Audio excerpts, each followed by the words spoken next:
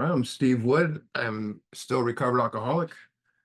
Um, Welcome to the Great Rally Book Study. So last week we got into how it works, and we really talked about honesty, preparing us for step four, the rigorous honesty, which is complete honesty.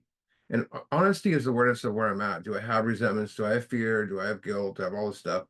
But rigorous honesty is why I'm dishonest, pride, low self-esteem, emotional security, etc. And if I'm not aware of those misdirected instincts, it leads to selfish, self-seeking behavior.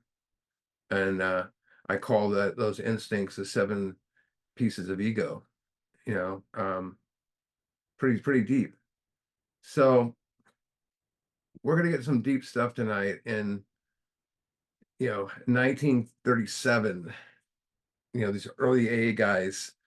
I think it was around 36 when they realized they had enough members and they needed to do something. But 37, this word of mouth program was coming from different, not just New York and Akron, but states around there. But um, they had about, you know, who knows how many members, maybe 60, and they started realizing let's do something. And Bill thought big. He was a salesman, and he came up with an idea to bring the message to other areas by um, to go on a speaking tour.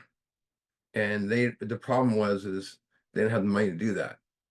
It would have been very expensive, especially during the time it was. Um, so they came up with an idea.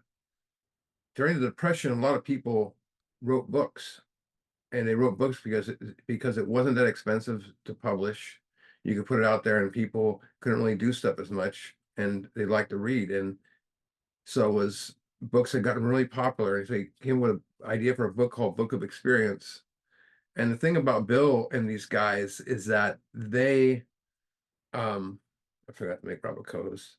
They felt there was no room to failure. They had that was their attitude. We're not going to fail at this, and they knew that anything that they did would grow and grow and grow. And Bill was the primary author, which means he's the main author. Never wrote a book in his life. Um, he, you know, he had over a little over 3 years sober, and so he began writing it in May of 38, and he had a little over 3 years sober. And some of the people who helped him were like Fritz Mayo had 2 years, and Phil Smith 2 years, and Hank Parker, a lot of 2 year guys. And some guys like Burwell only had like 6 months, and he was like probably the biggest influential person here. That's Jim Burwell, and they all contributed.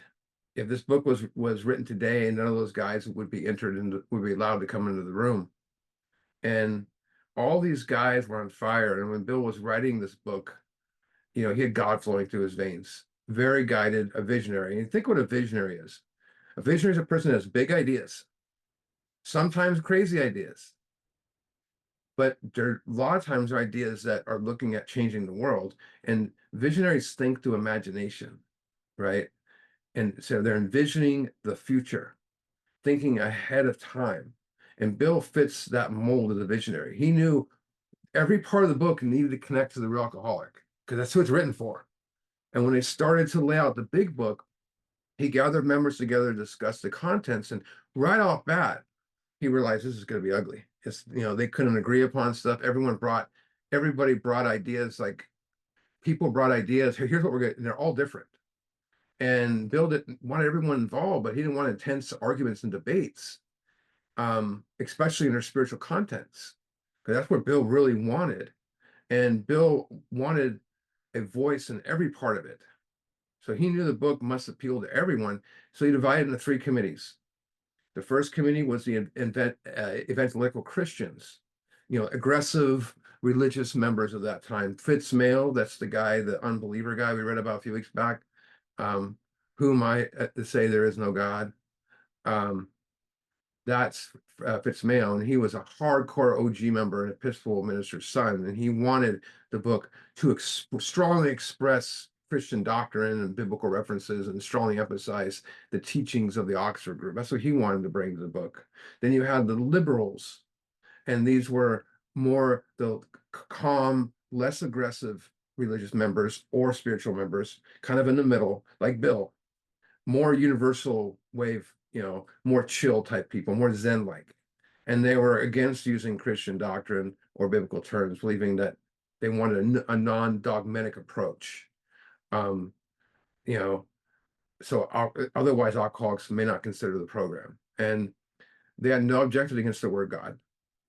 And but they thought too much God would scare the people away. And the third committee was the radicals, and they're the agnostic atheist members, former agnostic and then atheist members. And they put these guys together, and not all of them got along because they weren't on the same wavelength, but they did have a universal aspect about it and thought kind of outside of the God talk. And it was led by Jim Burwell, who was an atheist, and he opposed everything to do with God in the book. He wasn't like a hater. He just is known to be very aggressive, but he wanted God realize it needed to be there because it's a nucleus. He was just an atheist. Another leader was Hank Parkhurst, who's a former agnostic and Bill's right-hand man. He believed in a universal power, and he wanted to downplay spiritual talk. He wanted a psychological book. Him and Burwell found like more of a psychological, because the metaphysics was big at that time. And he was, like Bill's right-hand man doing the book. If it wasn't for Hank, the book would never got completed. And these committees wanted references to God in the book. This committee did not want references to God in the book a lot. They maybe sprinkle a little bit, but they wanted words like power or universal nature type stuff, higher power, which had just came out in a book. I can't remember what the book was called. We used the word higher power, and Bill liked that a lot. And they were totally against any religious tone. So every Tuesday, these committees would gather to meet Bill at home, and he would read what he had written in the past, week or so. The chapters, Bill's story, the solution, more about alcoholism, got, roughed up in red, so to speak, and compared to other chapters, they went pretty smooth. We agnostics was not as smooth. It was very intense, heated debate, such as how many times God should be used and this and that. It took Bill 6 months to satisfy everyone on those, the other chapters, but like 3 months on We Agnostics, 3 months on one and on the first 3 chapters, and 3 months on We Agnostics alone. And I'm gonna read what Bill said. I felt more like an umpire than an author. It was painful process with fierce arguments. The hassling over the 4 chapters had really been horrific. I was exhausted on many days, and I felt like throwing the book out the window. Arriving at chapter 5, I was dreading the reaction of the other alcoholics. So one thing I want to pause there is Bill was already thinking about chapter 5 while he was working on the other ones. That's how a visionary was. But it scared him.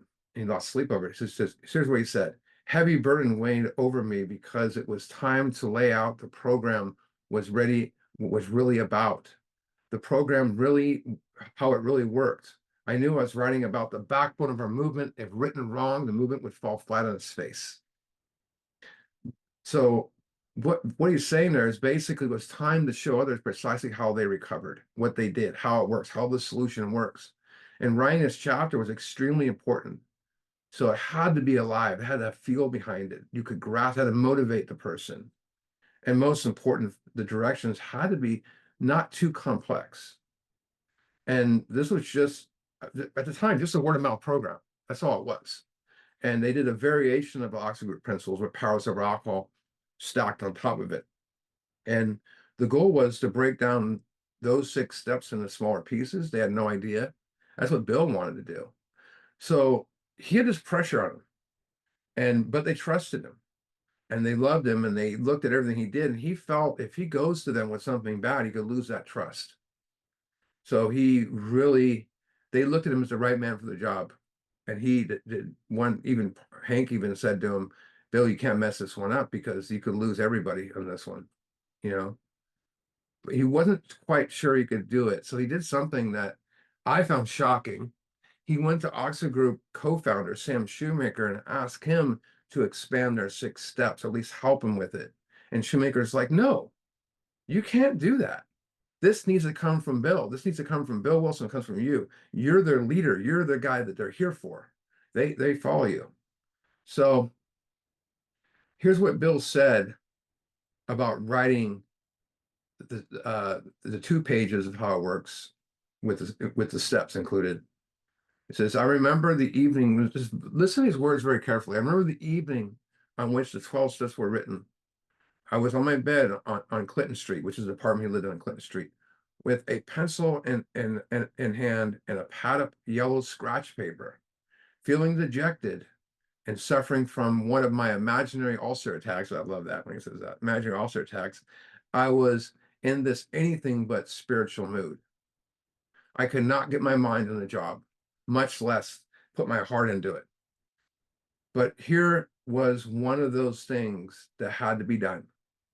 It was to be as clear and comprehensive as possible. If it was written poorly or too advanced, it would not work. Because I remember running over in my mind the word of mouth program and jotting down the 6 steps. So I'm going to put that up first, the 6 steps. And we looked at these before, but I'd like to put them up again just so we can have they never called them 6 steps. Everywhere they're different. Every sponsor was slightly different, but it contained the same stuff. The ones that Bill wrote down were something like this. We admitted we were licked, defeated, that we were powerless over alcohol. We made a moral inventory of our defects or sins, and we had confessed or shared our shortcomings with another person in confidence. We made amends to all those people we had harmed, and we tried to help other alcoholics with no thought of reward and money or prestige. 6, we prayed to whatever God we thought there was for power and precepts to these, practice these precepts. Now, if you look at from 2 to 6, that's pretty much Oxford group in a sense. And Bill was trying to tell the guys that believe in God and then do the steps. And Silkworth said, you got to bring the powerless in there, the allergy obsession. The next person he talked to was Bob. And that's the power of it right there. Now, there's several different, slightly different versions of that 6 steps. But what Bill saw there was, these principles, but they weren't defined enough. They weren't definite. They needed to go deeper and they need to be expanded and broader. He was trying to understand them himself. And he wanted to get away from the Oxford group. Like they didn't want to be a knockoff. And here's what he said. Here's what Bill said. I set out to draft more than 6 steps. How many? I did not know. Perhaps those chunks could be broken down into smaller pieces and engaging its scope considerably. All I knew was we needed a definite statement of concrete principles that were clear and comprehensive as possible. There could be no single loophole which these rational alcoholics could wiggle out of. So he's looking for loopholes, and we're going to point those out when we go to this. Now listen to this. Remember, he's feeling dejected. He's at home. He's not feeling inspired. Look at this. He has imaginary ulcer going on. Feeling uninspired. Look what he does here. I asked for guidance and relaxed. He closed his eyes. He breathed, whatever he did. Then began tumbling out of this with astonished speed. My pencil began to fly all over the paper. My thoughts continued to flow as I wrote. Rarely have we seen a person fail as steadily followed our defects.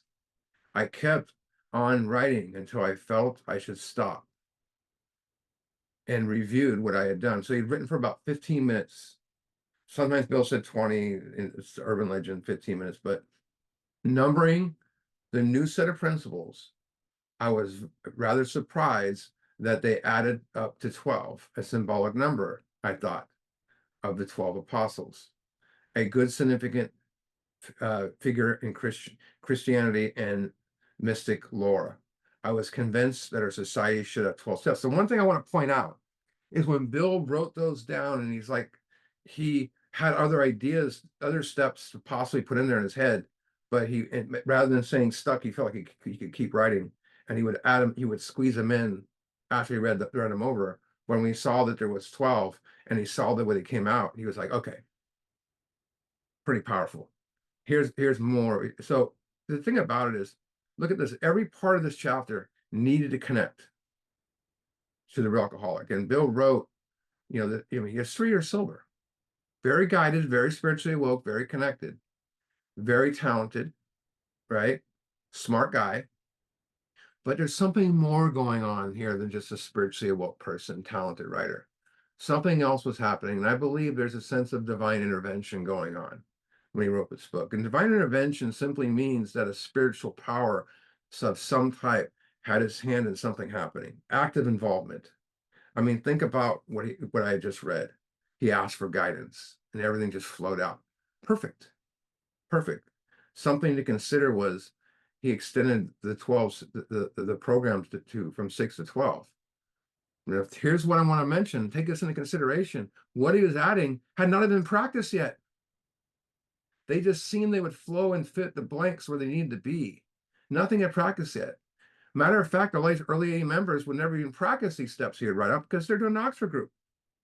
I mean, if someone came to you and you had 6 years, or not 6 years, but a few years of sobriety, and you're spiritually awoke through 6 steps, and someone goes, "Hey, now we got 12," you're probably not going to switch up. But it took them a while for everyone to accept these. But see what it says here. One thing that's important was they haven't practiced it. If any of the new stuff didn't work, because it's never been practiced, you know, we would not be having this study here tonight. We would not be even here, maybe. It had to work. It needed to be perfect. It's a miracle how flawless this chapter is. And we know, I mean, think about it when you heard it the first time, not at a meeting, but in a book study. Whether you're doing the steps or not, I heard it the first time and I hadn't done the steps yet. I was on like 2. And I was blown away this how much it flowed and I felt inspired. But then when I read it again at a book study and I'd done the steps, I saw the spiritual nature of it. And it had to be something, it just blew my mind. And we all know where miracles come from. And Bill felt the same thing. I mean, something, maybe another, like he said years later, perhaps maybe had another spiritual experience. So, well, someone asked him that, do you think that was a spiritual experience? He said, perhaps, you know, perhaps, and the thing about it is, if you look at the miracle of the big book and the miracle of the steps, they wrote down print of promises that happened to them. And years and 80 something years later, they're still happening to us. Which means that this wasn't some that just clicked, he couldn't wait. So Bill couldn't wait to bring what he, had written to the committee and pat his own back, and, but when he read the 12 steps, the room, they were anticipating it. They didn't know if it'd be 12 or what. They didn't know he was going to read steps off. They didn't call the 6 steps steps. But after he read all 12, it was like dead silence for 3 minutes. Some old guys in interviews that said it was as long as 10. And then someone yelled out, "Why 12 steps?" And it was like more like, "Why the hell 12 steps?" Then it got so loud that Bill, the secretary, Ruth described it as the stock exchange. Said, and then someone yelled out, "There's too much God." And then that caused more counter arguments and who wants their defects removed, they started to say, and everyone's coming at Bill at once. And alcoholics won't buy this stuff. And Bill insisted on the importance of every word. And so the debate lasted for months. So we're on 59 in the book. And we're going to look at, I'm going to put this up really quick. So I'll explain in a minute. So I'm going to go back to here, 59. So here is, it says here are the steps we took, which is a suggested program of recovery. Original manuscript says, now we think you can take it. Are the steps we took, which are suggested program recovery. They took out, now you think you can take it. pretty cool. So there was the original draft, which he wrote on a yellow sheet of paper in his bed, 2 pages, which he brought to the committees. That original draft would be modified in what's called the original manuscript, but not modified by Bill or his secretary, but by the committees, and they would agree upon it. As I explained last week, so what happens when you write a book, you have a rough draft, let's say I'm writing a book. I'm gonna write a rough draft on maybe on a computer now, but a rough draft. And then it's gonna turn into a manuscript that looks something I turn into the printer, right? Publisher. As possible as close to I think as a finished project. But the publication company would offer suggestions. It didn't go that way. The publisher will suggest things. The difference between we had committees that were our editors and publishers and stuff. The rough draft, but was just was also you know, you also had the manuscript, and that would change. Usually when a manuscript was turned in, you made changes. You didn't make changes to the manuscript again, but we did.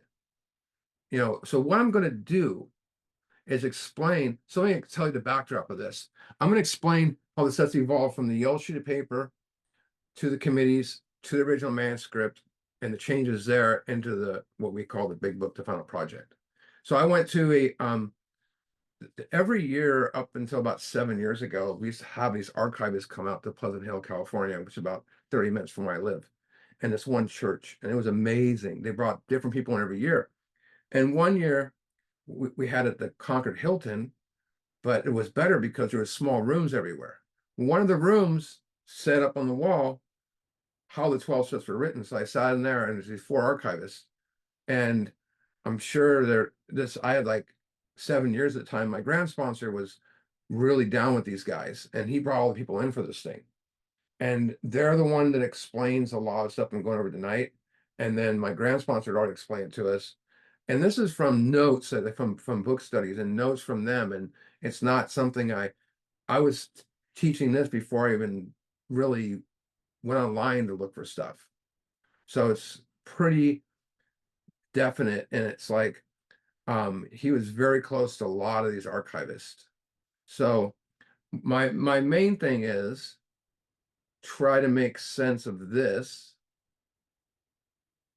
And that's you can see that. So let's just say his secretary Bruce types this up and then they pass around the room and that's what they would do, scratch things out. you know you can see there's tons of writing on there and crazy stuff. So what we're going to do is actually I'm going to keep that open and I'm going to go back to this.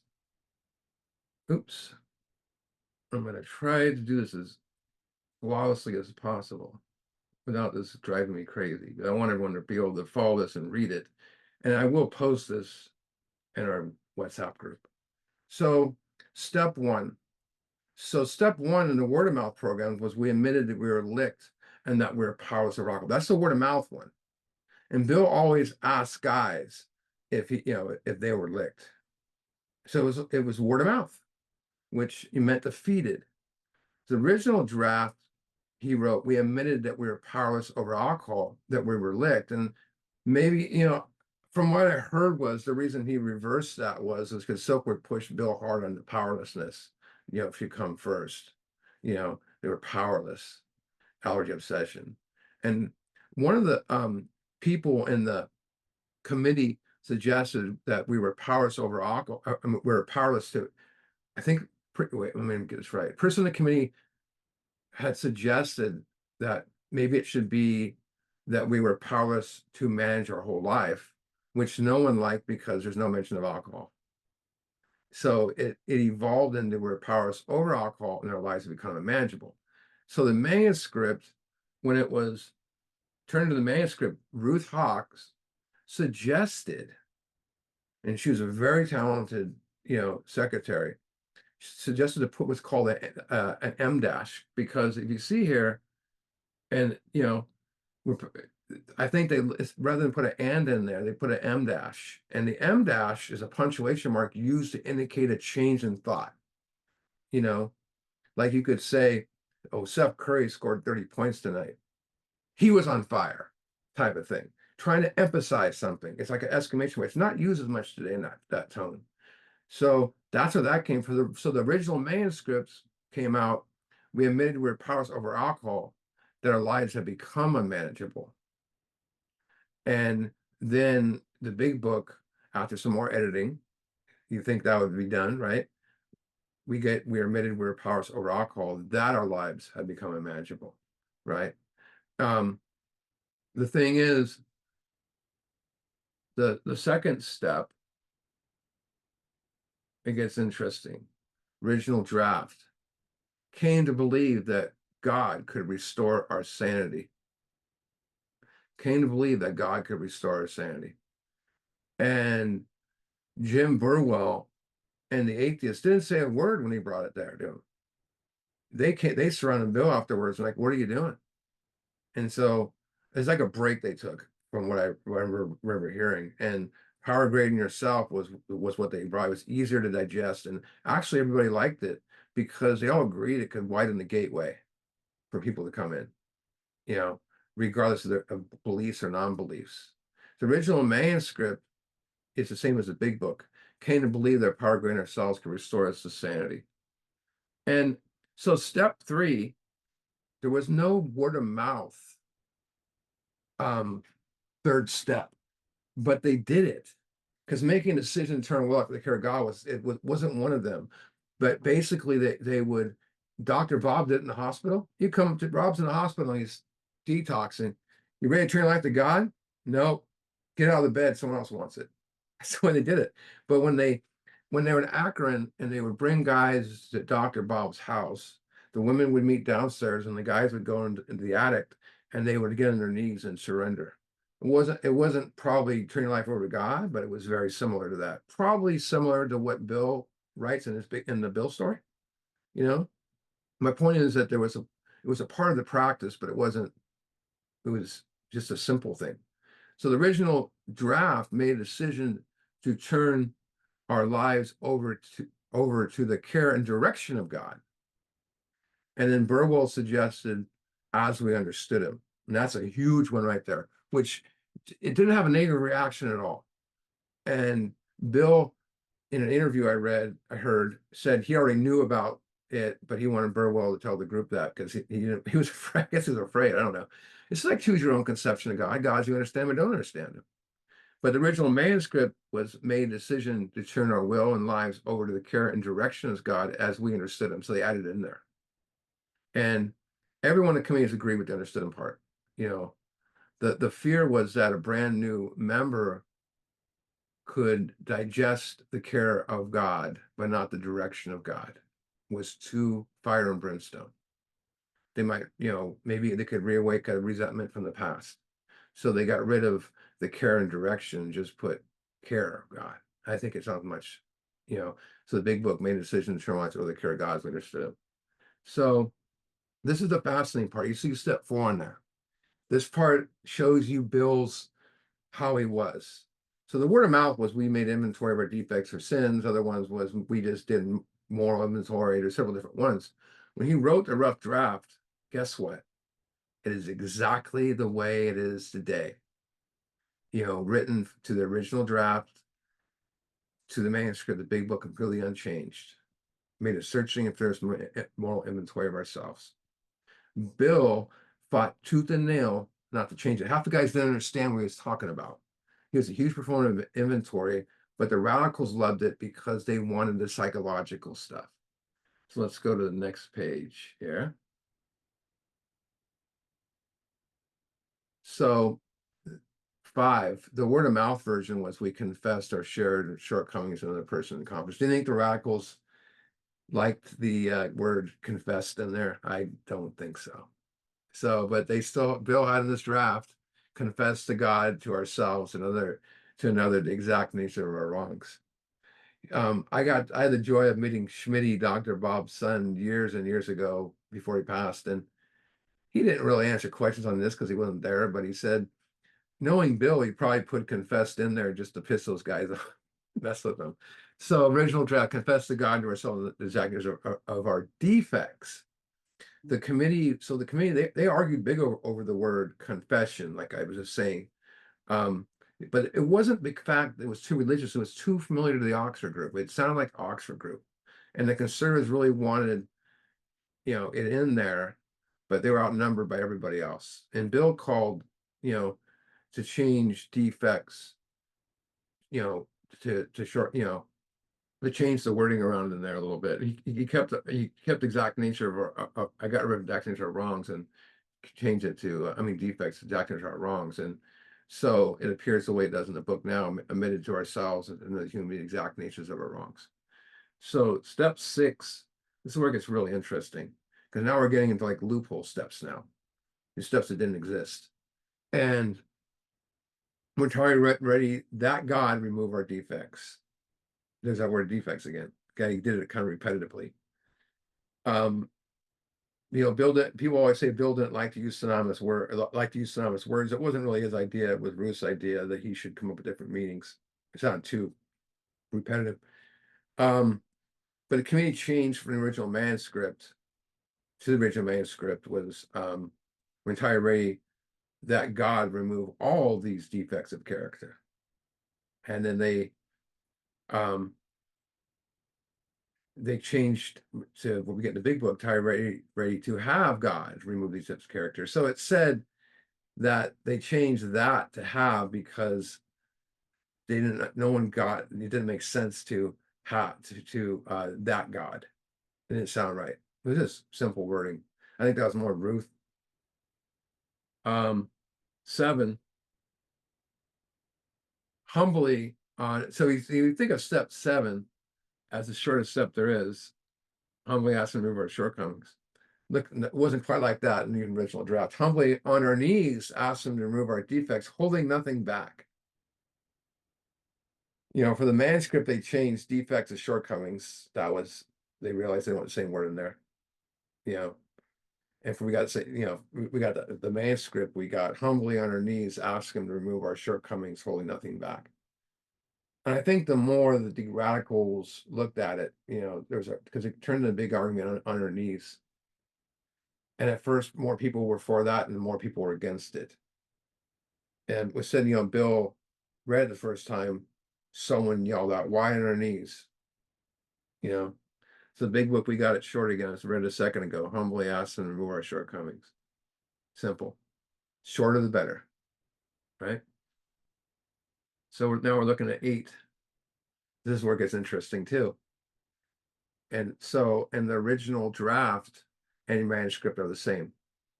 Made a list of all the people we have harmed, became willing to make complete amends to them all. For whatever reason, the committee did not want complete amends, which I wish they had kept it. I think that's bomb to have it in there, because complete amends means, you're not just saying to the person, in the past I was selfish, blah, blah, blah. How can I make it right? You complete it by actually making it right. And I think that's kind of like lost in there, but I wish they would have kept it. For the big book, we made a list of all persons we had harmed, became willing to make amends to them all. Word of mouth for step 9. We made amends to all those we had harmed. Oops, let me go over here. We made a list of all those we had harmed. That's all it says. We made a list of all those we had harmed. Original manuscript said made a list to such people wherever possible. So, one thing I want to point out about 8 and 9 was these guys were super confused when 9 came out. They thought the step 8, you remember the Oxford group, they had the word of mouth, they had, was we made amends to all those we had harmed. And they thought the step 8 made a list of all the people, when he read the draft, we made a list of all people we had harmed, became willing to make amends to them all, was step 9.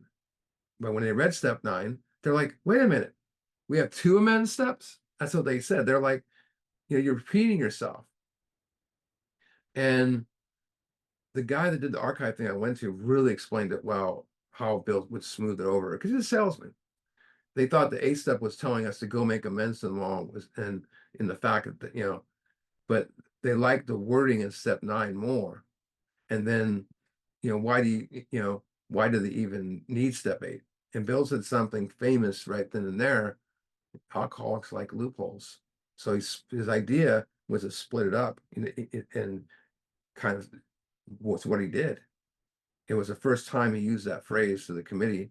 The committee, added, except to injure them or others. And so the manuscript big book are the same, made direct amends to such people wherever possible, except to do so injure them or others. And now we get to step 10. This is where it gets interesting here again. original draft, manuscript, and big book are, guess what? The exact same. 4 is the exact same, 10 is the exact same. Interesting. I think Bill was a big proponent of inventory. I think so.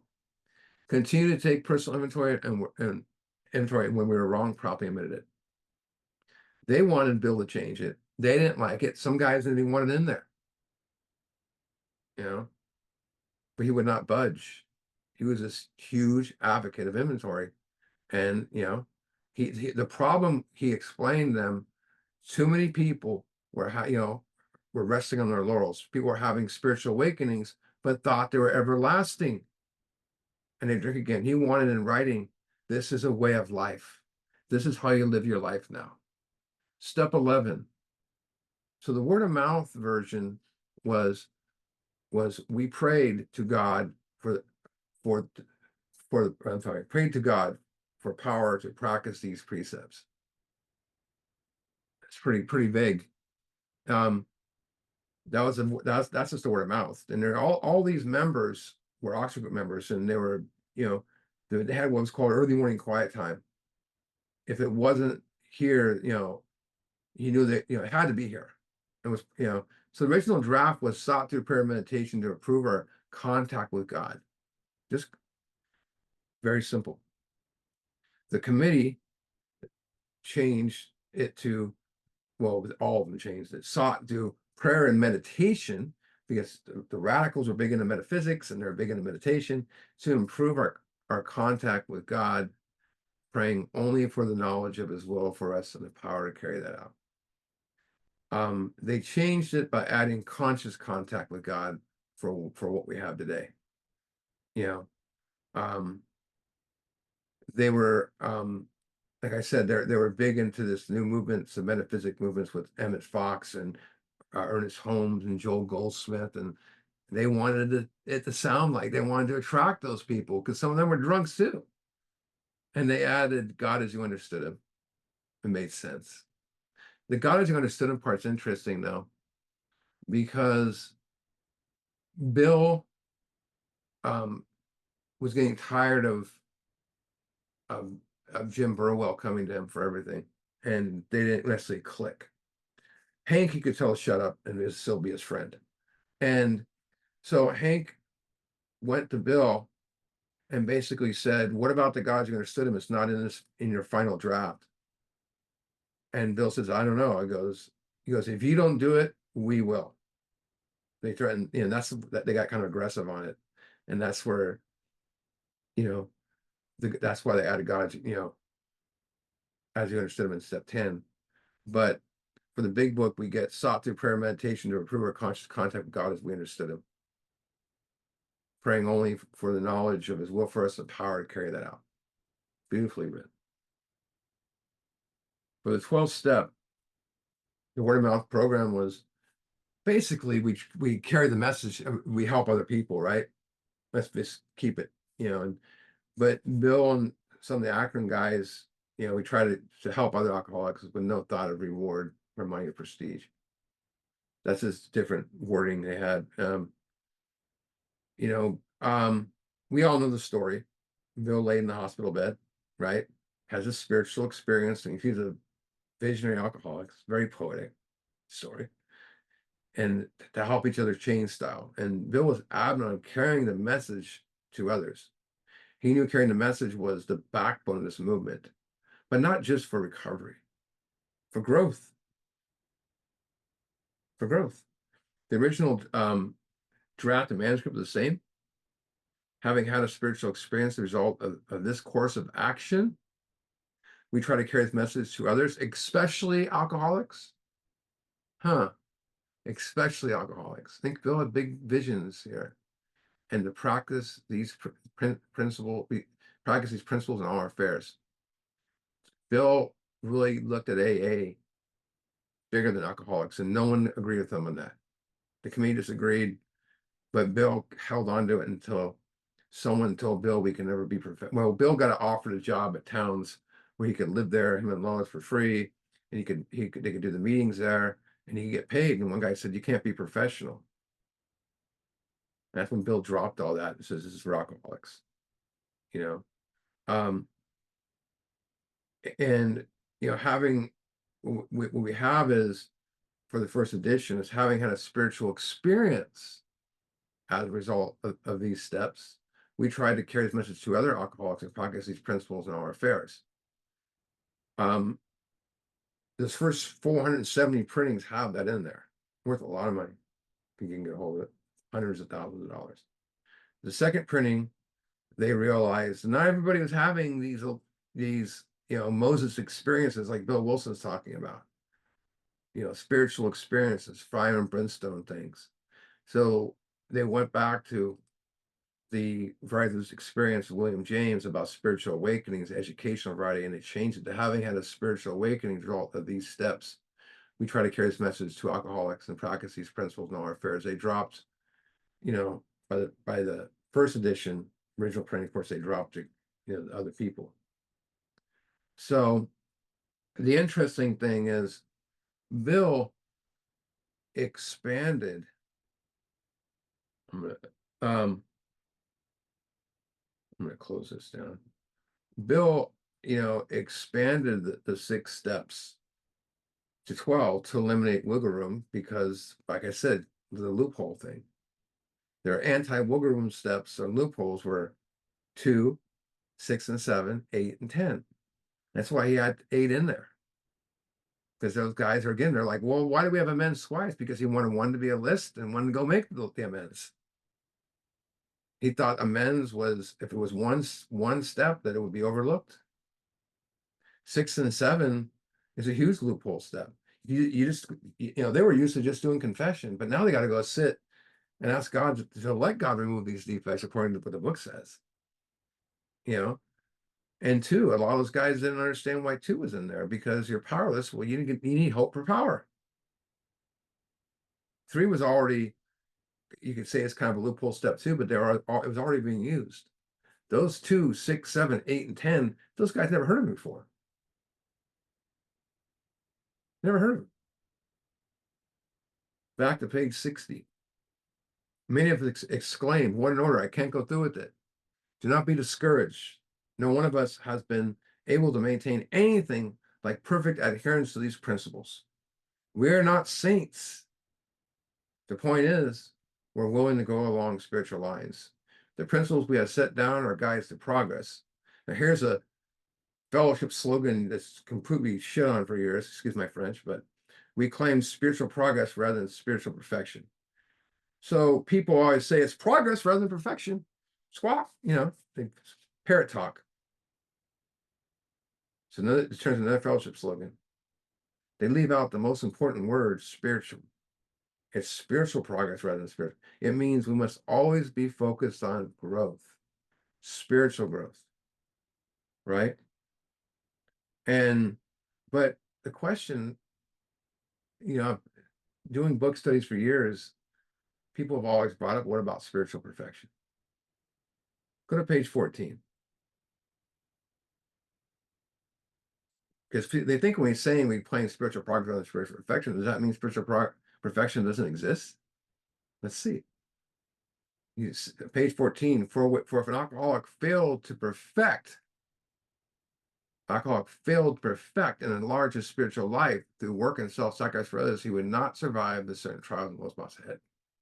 We can have spiritual perfection. Perfection means that something is complete or whole. Aren't we striving for wholeness? Spiritual wholeness is one of our goals. So we're seeking wholeness. Speaking wholeness. Sorry, not speaking homeless. Sorry.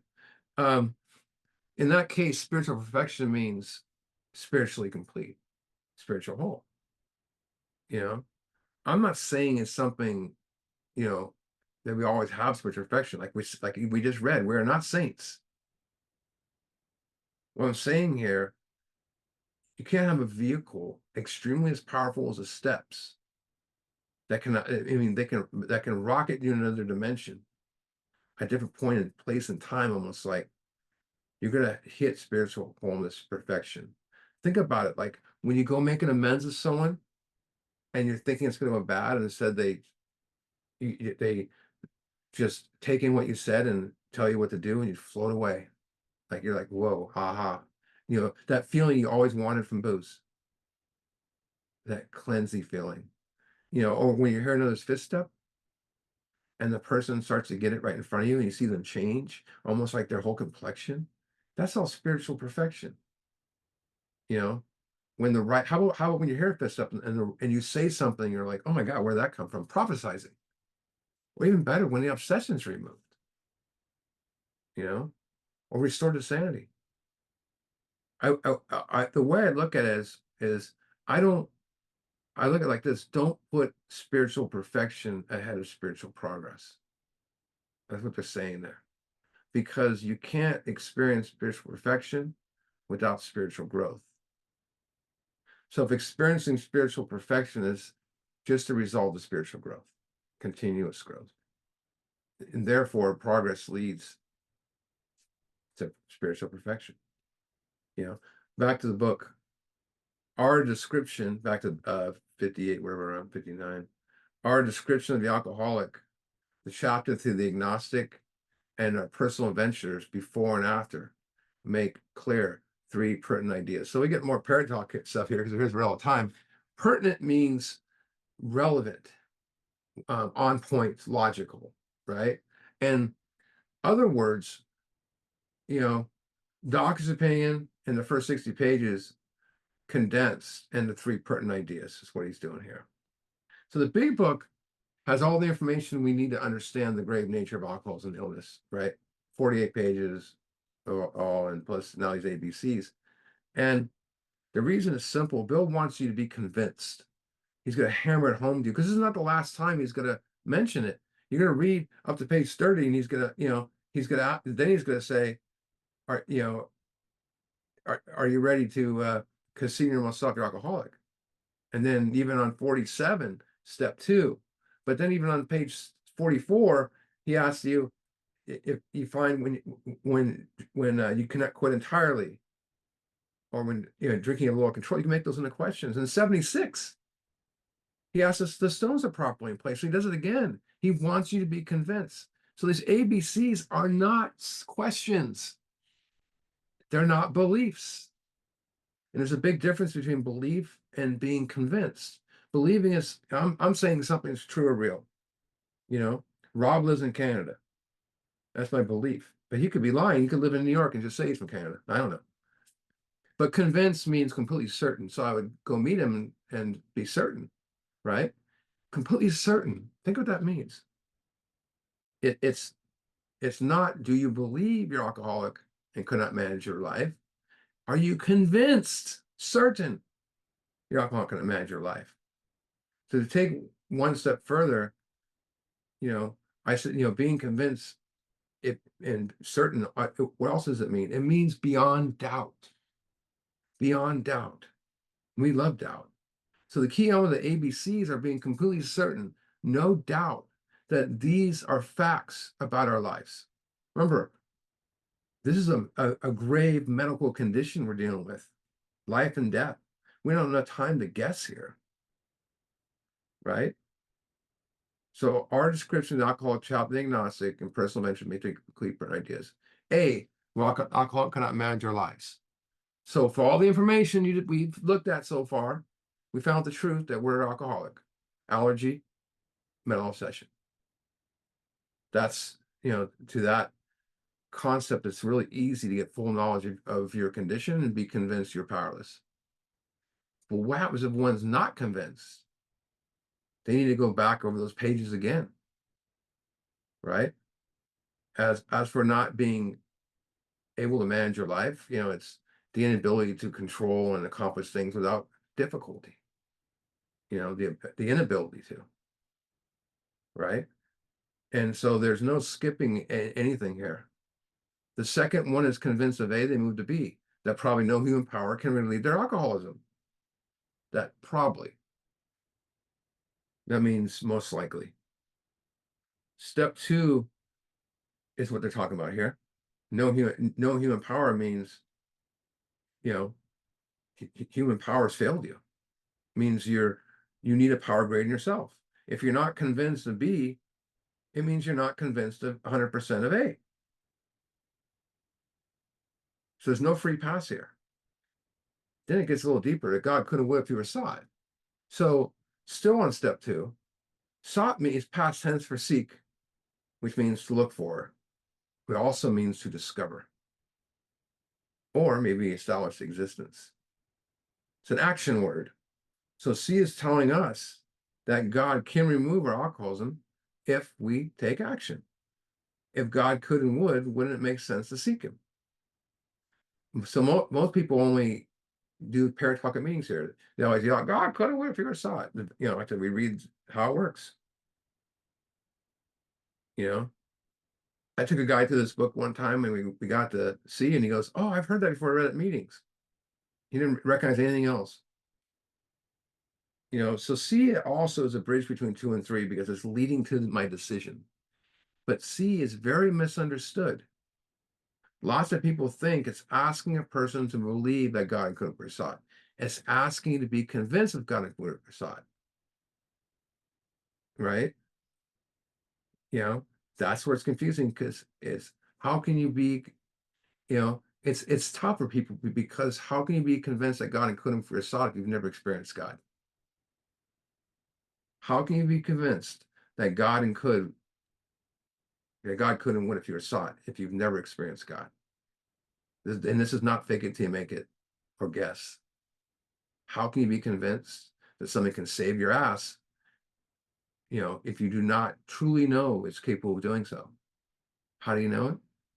By seeing what's done for others. It's that spiritually awoke person sitting right in front of you. It's that sponsor that's taking you through this book, other recovery friends that do the work, and obviously the contents of this book. That's why it's important for us to always talk about doing the steps at meetings when we talk. So this person can get this seat. Just like the other 2 factors, no free pass. Here's how the original manuscript says it. A, that you are alcoholic and cannot manage your life. B, that probably no human power can relieve your alcoholism. C, that God can and will. And here's the part they took out, which he brings up the word convinced. If you're not convinced, and say if you do not believe in these vital issues, and I say if you're not convinced of these vital issues, you got to reread the book to this point, or else throw it away. Boom, there it is. I think they thought it was a little too harsh. I wish they would have kept it in there. But that word convinced, you see why it's about being convinced on these? If you're not convinced of these 3 vital issues, reread it away. But you're only going to seek God by being convinced beyond doubt that you need God. You know, just being convinced, there's that word again. We're at step 3, which is that we decided to turn our will and life over to God as we understood him. Just what do we mean by that? Just what do we do? And we're this is where in the old, remember we used to watch TV shows when we were a kid and would say to be continued? Well, to be continued. Next week we're like looking into step 3, and we're also gonna talk about misdirected instincts. I'm gonna stop the recording. I'm not gonna. Last week, by the way, I turned this off and it scared it turned the meeting off. If it does, everyone come back.